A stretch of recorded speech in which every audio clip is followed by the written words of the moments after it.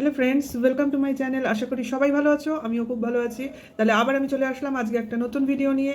কালকে একটু বিশেষ কারণে আমি কোনো ভিডিও দিতে পারিনি, সকালেই একটা দিয়েছিলাম আর দিতে পারিনি, একটু প্রাইভেট প্রবলেম ছিল, তাই তোমরা কিছু মনে করো না। তো আজকে আবার নতুন উদ্যমে নতুন ভিডিও নিয়ে চলে আসলাম। কালকে সকাল থেকে খুব বিজি ছিলাম আমাদের শুয়ের মিট আপ নিয়ে। সত্যি এর লাইভ ওর লাইভ ঘুরতে ঘুরতে এই সময়টা কেটে গেল। যাই হোক, মিট আপ সাকসেসফুল আমরা দেখতেই পেলাম। ভীষণ আনন্দ লাগছে, কারণ কয়েকদিন ধরে একটু টেনশনে ছিলাম, কী ঝামেলা হয়। আসলে কোনো ঝামেলাই হলো না, কারণ এরা যারা ঝামেলা পাকাবে বলে ঠিক করেছিল তারা অ্যাকচুয়ালি এক পাশে বসেছিল, মানে কেউ এগিয়ে যায়নি। সবাইকে আদার্স যারা আছে ভিউয়ার্স তাদেরকে লেলিয়ে দিচ্ছিল যে তোমরা যাও, তোমরা গিয়ে বলো। আসলে আমাদের লাইভের সঙ্গে সঙ্গে ওদের লাইভও আমি ফলো করছিলাম, তার জন্য জিনিসগুলো জানতে পেরেছি। যাই হোক, যেটা সাকসেস সেটা সাকসেস, সবার সামনে চলে এসছে।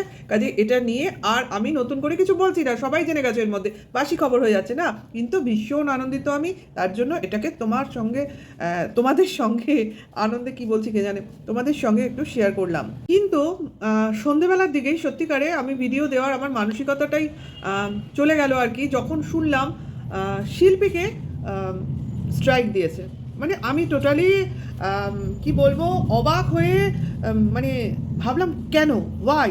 শিল্পী তো কোনো না আগে থাকে না পিছে থাকে, না কোনো ঝামেলার মধ্যে থাকে, না ওর ল্যাঙ্গুয়েজ খারাপ, ও সবসময় যুক্তি নিয়ে কথা বলে।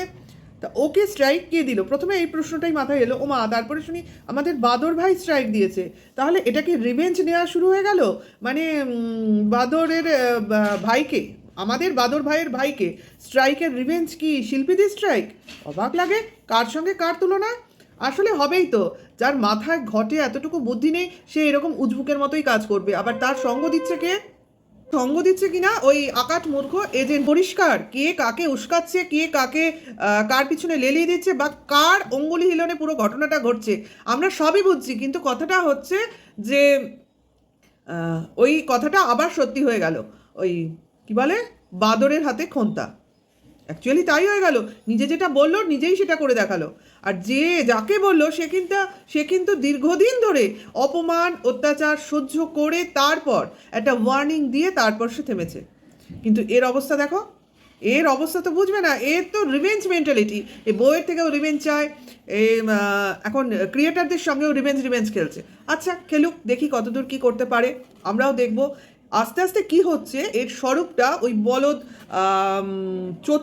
বলে ভুল হবে, ওই চতুর অশিক্ষিত এজেন্টার বুদ্ধি এর মাথায় কাজ করছে। যে মানে যে চালাচ্ছে তার কোয়ালিটিটা কি সেটা তো দেখতে হবে না। সে কোয়ালিটি যেমন সে তো সেরকমই করবে। সে নিজে কিছু করতে পারছে না, ওকে দিয়ে করাচ্ছে। কাকে যে কোথায় নামাচ্ছে ওই গর্ধবটার বোঝার ক্ষমতা নেই। আরে ওরই যদি ওকে নিয়েও তো ও অনেক কিছু ভিডিও টিডিও করে, মানে শিল্পীর কথা বলছি, তাহলে ও তো স্ট্রাইক দিতে পারতো, কিন্তু ও কিন্তু দেয়নি। নিজে ভালো মানুষই মুখোশটাকে আটকে রেখেছে, মানে আমি ভালো, আমি দিই না, অন্য লোকে দেয়। এইটা বোঝাবার জন্য কাকে দিয়ে কী কাজ করালো, কিন্তু কাজটা কোনো ন্যায্য হলো না। স্ট্রাইক আমি দেব, কিন্তু তার একটা যথাযথ কারণ তো থাকবে। ওই বাংলাদেশি কুলাঙ্গারকে যে স্ট্রাইক দেওয়া হয়েছে, 3টে স্ট্রাইক পড়ছে, 3টে স্ট্রাইকই তো ন্যায্য স্ট্রাইক। অনেক দিন আগে ওর পাওয়া উচিত ছিল, কিন্তু ও এত দেরিতে পেলো, এটাই হলো কথা। এবং এইবার তো স্ট্রাইক খেলা শুরুই হয়ে গেল, কেউ বিন্দুমাত্র জায়গা ছাড়বে না। এখন তো আমার শুনছি পজিটিভ নেগেটিভ সমস্ত ভিডিওতেই স্ট্রাইক পড়ছে। তাহলে সবাই সাবধান, মানে কেউ কোনো কিছু শুধু নিজের ফেস দিয়েই চালাতে হবে, আর নিজের ভিডিও মুখের ভাষার শক্তি, নিজের ভিডিওর ক্ষমতা তার উপর দিয়েই চালাতে হবে। কারণ কোনো কিছু ইউজ করলেই এখন সবাই রেডি থাকবে স্ট্রাইক মারতে। সে তুমি আমার সম্বন্ধে ভালো বলো আর খারাপ বলো, বয়ে গেল। স্ট্রাইক খেলতে নেমেছো না, এখন এই খেলাই তো চলবে। কারণ এখন তো ব্যাপার হয়ে দাঁড়াচ্ছে যে ওই যে বলে না লবিবাজি, মানে আমার লবির লোক অন্য লবিকে কেল্লাফাতে করবে। তার জন্য এই স্ট্রাইক ছাড়া কোনো লিগাল অ্যাকশন নিয়ে তো দেখেছি, কারণ সেখানে সব কিছু খতিয়ে দেখা হয়। সেখানে আমি যেটা চাইছি সেইভাবে শাস্তি ঠিক দেওয়া যায় না। কাজেই স্ট্রাইক মারো। স্ট্রাইক মারলে কী হবে, চ্যানেলটা চলে যাবে, আরে একটা চ্যানেল যাবে আরেকটা চ্যানেল আসবে। হ্যাঁ, সাবস্ক্রাইবার আবার প্রথম থেকে শুরু করতে হবে, তাতে কি আছে, তাতে কোনো অসুবিধা নেই। কিন্তু মুখের কথা কোনোদিনও বন্ধ করা যাবে না, কারণ যে ইউটিউব প্ল্যাটফর্মে রয়েছে, যার চ্যানেল উড়ে যাচ্ছে, তাকে আবার শুরু করে নিতে কোনো সমস্যা হবে না। হ্যাঁ, কারোর যদি এটাই তোমার রুজি রোজগারের মাধ্যম হয় তার পক্ষে মুশকিল। আমার তো মনে হয় না শিল্পীর কোনো সমস্যা হবে, কারণ ও ঘা খেতে খেতে অনেকটাই শক্ত হয়ে গেছে, কারণ ও মেন্টালি প্রিপেয়ার্ড ছিল। হ্যাঁ, মেন্টালি প্রিপেয়ার্ড ছিল যে ওর পেছনে একটা ষড়যন্ত্র চলছিল, আমরা শুনছিলাম, আমরা ফলো করি, কিন্তু এইভাবে পজিটিভ ভিডিওর জন্য হ্যাঁ স্ট্রাইক অন্তত ওই বোকা বাদরটার কাছ থেকে আসবে এটা আমরা ভেবে নিইনি। হ্যাঁ, বলছিল না যে এই নেগেটিভিটি বা আমরা যেসব ভিডিও করি সে তার জন্যই সবার আর কি ভিউজ বাড়ে। তাহলে এখন কি হলো, এখন বাদর যে স্ট্রাইক মারলো, তাহলে ওর ভিডিও দেখে ওর ভিউয়ার্সরা তো আর ওকে দেখতে যাবে না। তাহলে কি হচ্ছে, আলটিমেট কি হচ্ছে, সবাই কিন্তু এখন সাবধান হয়ে যাবে, কারণ ওকে নিয়ে ওই সম্বন্ধিত ভিডিও মুখে বলবে সেইভাবে, আর ছবি লাগিয়ে করবে না, যাতে দর্শকরা বুঝতে পারে ওই বাদরের ভিডিও করা হচ্ছে, এবং কেউ সেভাবে দেখতেও যাবে না, কারণ প্রয়োজন হবে না, তো যা বলার আমরাই বলে দেবো, কারণ ওখানে গিয়ে দেখার প্রয়োজন হবে না। অ্যাটলিস্ট আমরাও এখন থেকে কম যাওয়ার চেষ্টা করব, কারণ ওকে কন্টেন্ট করে কোনো লাভ নেই। ওকে আমরা চেষ্টা করব যাতে কম কন্টেন্ট করা যায়, ওর মুখে কথা শুনে আমরা চালিয়ে দেবো, কারণ ওর ভিডিও দেখে আপাতত আমার মনে হচ্ছে না কোনো লাভ হচ্ছে, ওর ভিউজই বাড়ছে, ওকে রেভিনিউ দিয়ে কোনো লাভ নেই। কাজে দালাল দিদি বসে বসে আমাদের শুয়ের মৃত্যু কামনা করে না, লাইভে গিয়ে দেখো তোমরা কিভাবে অন ক্যামেরা বসে একজন অপরজনের মৃত্যু কামনা করে, আর ভগবানের কাছে প্রার্থনা করছে যাতে তাড়াতাড়ি ওকে তুলে নেয় ওর জন্মদিনের আগের দিন। আমি তো অবাকই হয়ে গেছিলাম, কিন্তু একে ভগবান কি করে মার্সি দেবে সেটাই হচ্ছে কথা। কারণ মৃত্যু কামনা করা কন্ট্রোভার্সি লেভেলে বসে কি করে ভাবে, এটা কন্ট্রোভার্সি করতে বসেছে না ব্যক্তিগত কোনো আক্রোশ মেটাচ্ছে, এখানে কন্ট্রোভার্সি হচ্ছে। অবাকই লাগে, এই মহিলা আবার 45,000 সাবস্ক্রাইবার গেইন করে বসেছে, তার মানে যে ভদ্রমহিলারই কোনো লেভেল নেই তার ভিউয়ার্সের কি লেভেল আছে।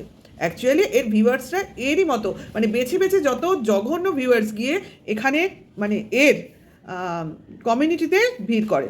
অ্যাকচুয়ালি একে সাপোর্ট করতে কেউই চায় না, কিন্তু ওই যে শুয়ের এগেনস্টে থাকতে হবে তার জন্য একে ধরে ধরে রাখতে চায়, মানে যারা শুয়ের এগেনস্টে থাকবে, কিছু কমিউনিটি কিছু কন্টেন্ট ক্রিয়েটার আছে তাদেরকেই সাপোর্ট করবে। অ্যাকচুয়ালি এখন ব্যাপারটা হয়ে গেছে শু ভার্সেস বাদবাকি কন্টেন্ট ক্রিয়েটার। আমরা কয়েকজন যারা নিউট্রাল করার চেষ্টা করি, ভালোকে ভালো খারাপকে খারাপ বলার চেষ্টা করি। আমাদের শুকে প্রথমে যখন ও ল্যাঙ্গুয়েজ মুখ খারাপ করছিল অনেক বলেছি, বলতে বলতে ও ঠিক রাস্তায় চলে এসছে। এখন তো আর ওকে সাপোর্ট করতে কোনো বাধা নেই। কেন বাধা নেই?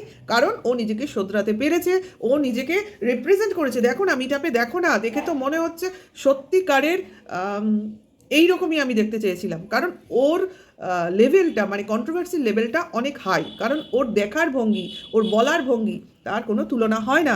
আমি তো ফার্স্ট কন্ট্রোভার্সি ওকেই দেখেছি, কিন্তু যখন থেকে দেখেছি তার মধ্যে যে এই যে ও হঠাৎ করে মাথা গরম করে ফেলে মুখ খারাপ করে ফেলতো, সেটা ও যদি চেঞ্জ করতো, বারে বারে ওর কমেন্টস বক্সে গিয়ে লিখেছি যে এইটা চেঞ্জ করা দরকার, এইটা চেঞ্জ করা দরকার, এবং রাগের মাথায় কতবার বলেছি কন্ট্রোভার্সি ছেড়ে দিয়ে তুমি গান করো, তাহলে যদি তোমার, আমি জানি মানুষের যদি শখটাকে নিয়ে মানুষ বেশি সময় নেয় তাহলে তার মনের অবস্থাটা একটু হলেও চেঞ্জ হয়। কারণ যে ব্যক্তি একটুকু আশা মনে ছিল যে গান ভালোবাসে, যে গানের জগতে থাকতে পারে, এত সুন্দর গান গায়, তার কিন্তু ইয়েটা খারাপ হতে পারে না, তার মেন্টালিটি। আর ওই রকম চিৎকার করে কথা বলে, গানের লোকেরা তো এত জোরে কথাই বলবে না, তাই না? তাই সব সময় বলতাম গানের লাইনে থাকো। তারপরে যাই হোক, ঘা খেতে খেতে বা ওর হাজব্যান্ড ওর পাশে থেকে ওকে বুঝিয়ে বা আমাদের কথা হয়তো একটুও শুনে ও নিজেকে চেঞ্জ করেছে, এবং তার ফল এই মিটআপ আমরা দেখতে পেয়েছি। আমরা যাকে দেখতে পেয়েছি আশা করি গোটা ওয়াইটি তাকে দেখেছে এবং বুঝতে পারছে যে চেঞ্জটা কিভাবে হয়েছে। হ্যাঁ, আমরা এই রকমই সুখে দেখতে চাই, যে কিনা প্রতিবাদী এবং যাকে যেটা বলার তাকে সেটা বলবে এবং ভদ্র ভাষায় বলবে। অ্যাকচুয়ালি এই রকমই আমরা কন্ট্রোভার্সি করতে চাই। প্রতিবাদের ভাষা নোংরা হতে পারে না, প্রতিবাদ আক্রমণাত্মক হতে পারে না, প্রতিবাদ অন্যায্য হতে পারে না, এইটাই আমি বলতে চাইছি। আর যারা এগুলো করছে তারা এখন হয়তো সাফল্য পাবে। এখন বলে না, খারাপ জিনিসের ফলটা খুব তাড়াতাড়ি পাওয়া যায়, খারাপ কাজের, কিন্তু তার দীর্ঘমেয়াদী ফলটা ভালো হয় না। সেইটা যারা খারাপ করছে তারা খুব তাড়াতাড়ি ভুগবে। বলে না, কর্মফল এই জীবনেই জীবদ্দশাতেই তুমি পেয়ে যাবে। হ্যাঁ, কারণ এখন তুমি লাফিয়ে নাও, বাদর কি আর সাধে বলেছি, এখন তুমি লাফিয়ে নাও আর যার সঙ্গে আছো তার সঙ্গে তো তোমার সারা জীবন থাকতে হবে, তাকে তো তুমি জীবনেও ছাড়তে পারবে না, কারণ তুমি ছাড়তে চাইলেও তার সে তোমাকে ছেড়ে যাবে না।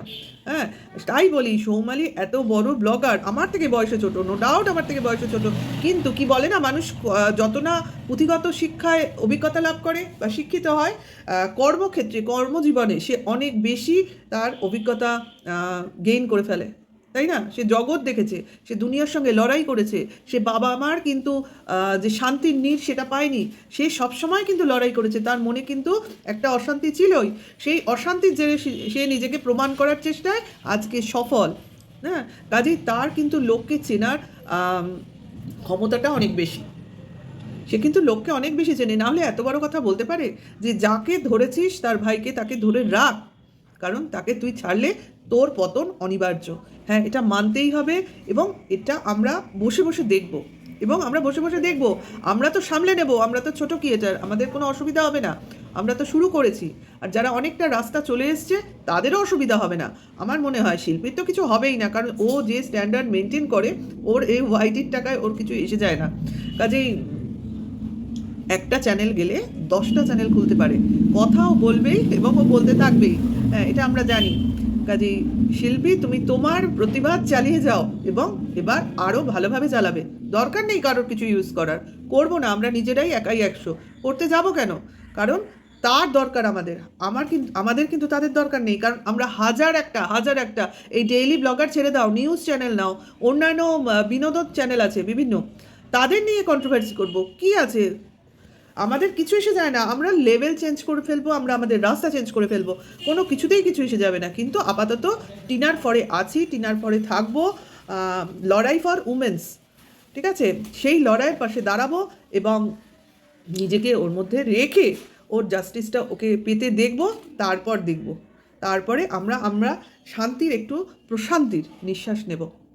শিল্পী তুমি কিন্তু সরে যাবে না, তুমিও আমার থেকে বয়সে ছোট, তার জন্য আমি এটা বলতে বাধ্য হলাম, তুমি করেই বললাম, তুমিও আমাকে দিদি বলেই রাখো, কাজেই আমরা সবাই তোমার পাশে আছি। আমি জানি তুমি ভেঙে পড়ার মেয়ে নাও, ভেঙে পড়বেই বা কেন, কিসের জন্য, এটা কি তোমার হ্যাঁ, ওই যে হাতে ধরে আমরা জানি, আমি তো রিসেন্ট করছি এই জার্নিটা, কাজে আমিও বুঝতে পারছি যে প্রতিদিন প্রতিটা ক্ষণ প্রতিটা কাজের মাঝেও ইউটিউবের জিনিসটা মাথায় থাকে, আমাদের সবসময় মনে হয় কাজ করতে করতে কখন ইউটিউবের স্টুডিওটা খুলবো, কখন দেখবো, কজন মেসেজ করেছে, কজন সাবস্ক্রাইবার হয়েছে, এগুলো হচ্ছে এক একটা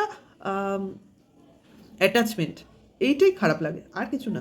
সে তো যারা তোমায় ভালোবাসছে তারা তোমায় ঠিক খুঁজে নেবে, ওটা কিছু ইয়ে করো না, কারণ আমাদের সামনে এক্সাম্পল হিসেবে টিনা দাঁড়িয়ে আছে, দেখো তো ওর কোথাকার চ্যানেল, লাখের চ্যানেল, ওকে দিল না, ওর কাছ থেকে ছিনিয়ে নিল, তাহলে এই ছেলেটা কী ধরনের মেন্টালিটির, তখনই তো বোঝা গেছে, সেই জন্য ও তখন থেকেই ঠিক করেছে ও নিজের জিনিসটা নিজে করবে, কোনোভাবেই এর সঙ্গে কোনো আপোষ করা চলে না, আবার প্রমাণিত।